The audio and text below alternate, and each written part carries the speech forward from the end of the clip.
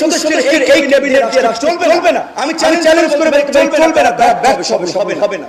এখানে অনেকগুলো ক্লাবের আরো দরকার আছে। আমরা যখন হোম মিনিস্টার ছিলেন তার মিটিং এ পরিষ্কার বলেছিলাম তৃণমূল চলছে আইন শৃঙ্খলা পরিস্থিতি নিয়ন্ত্রণ করে পুলিশ স্বাভাবিক করেন। বলছেন আজকে বক্তব্য দিতে পুলিশ নাই, কোনো থানায় পেট্রোল নাই, মানে পেট্রোলিং এর পুলিশ থেকে একটা হলে মুভমেন্টের উপরে রিজার্ভ সেই পুলিশটা নাই। পুলিশের প্রায় 500 গাড়ি আপনার এই ঘটনায় পুড়ে গেছে বা নষ্ট হয়ে গেছে, তাহলে বের হয়ে গাড়ি লাগবে, তাহলে পুলিশকে ফাংশন করার জন্য এই পদক্ষেপগুলো নেওয়া হচ্ছে। আমরা সমান দেখতে পাচ্ছি না আজকে অভিযান চালাতে কেন ছাত্রদের উপর ডিপেন্ড হচ্ছে, আনসার ঠেকানোর জন্য কেন ছাত্রদের উপর ডিপেন্ড করা হচ্ছে। তো এখন প্রশাসনের মধ্যে এই যে 15 বছরে যাদেরকে প্রমোশন দিয়ে যোগ্যতা না থাকা সত্ত্বেও উঁচু পদে অধিষ্ঠিত করেছে তাদেরকে রিমুভ হবে। সেটা এখন পর্যন্ত সব করা হয় নাই। সময় লাগবে, কিন্তু ফাংশন তো করা হবে পুলিশকে। এখন পর্যন্ত পুলিশ ব্যবস্থা করছে না। এটা খুবই অশনি সংকেত। আবার এখন আমাদের এই বিপ্লব, কেউ বলছেন বিপ্লব, কেউ বলছেন গণঅভ্যুত্থান, কেউ বলছেন ছাত্র জনতা নাগরিকদের অভ্যুত্থান। তো এখন সেটা নিয়ে আবার যারা বুদ্ধিভিত্তিক লাইনে আছেন, ডিবেট বিতর্ক আছে, সংবিধান ফেলে দাও, প্রেসিডেন্সি সরিয়ে দাও, নানান ধরনের একটা কথাবার্তা বলছেন।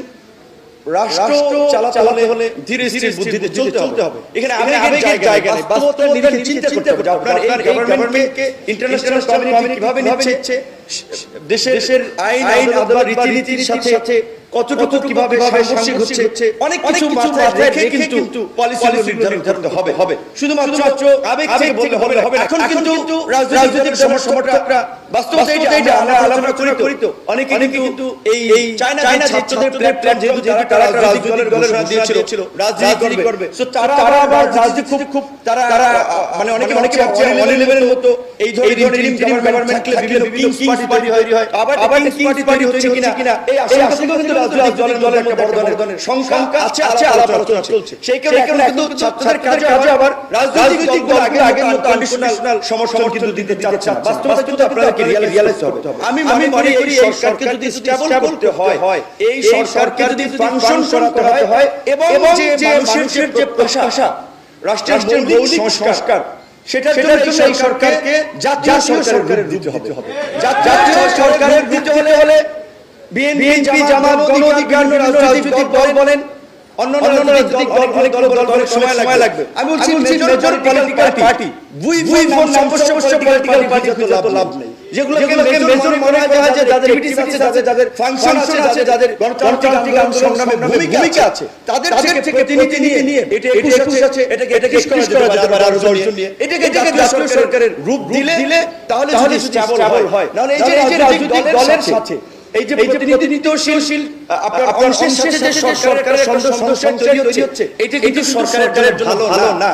এবং এখানে আমাদের সংখ্যা আছে ইউনূস স্যারের মতো একজন ব্যক্তি, তার যে অবস্থান এবং মর্যাদা, তিনি তো কোনো বদনাম নিশ্চয়ই নেবেন না। তো যদি দেখে যে রাজনৈতিক প্রেশার ইলেকশনের জন্য সংস্কার হোক বা না হোক, আমার ধারণা তিনি তার এই বদনাম নেবেন না, তিনি অতি দ্রুত সময়ের মধ্যে ইলেকশন দিয়ে দিতে পারে। আজকে বলেছেন ইসলামী আন্দোলনের যে দুইবারের বেশি প্রধানমন্ত্রী থাকতে পারবে না, এটা কিন্তু আমরা 31 দফায় আমরা দিয়েছি। এমনকি আমাদের দল ঘোষণা হয়েছে 21 সালে, আমাদের দলের গঠন এই ঘোষণাপত্রে আমরা কর্মসূচিতে বলে দিয়েছি যে একই সাথে একই দলীয় প্রধান এবং সরকার থাকবে না, একই ব্যক্তি দুইবারের বেশি প্রধানমন্ত্রী থাকবে না। এরকম বেশ রিফর্ম আমরা দিয়েছি। তারপর সমন্বিতভাবে রাজনীতিগুলো আমরা একটি কর্মসূচি দিয়েছি। এই যে স্বৈরাচার, তাদের হাতে লক্ষ কোটি টাকা রয়েছে, টাকা দিয়ে এই টাকা দেশকে অস্থির করার কাজে ব্যবহার করবে। আর তাদেরকে ফুয়েল দেওয়ার জন্য আছে আমাদের প্রতিবেশী দেশ ভারত ডিফেন্স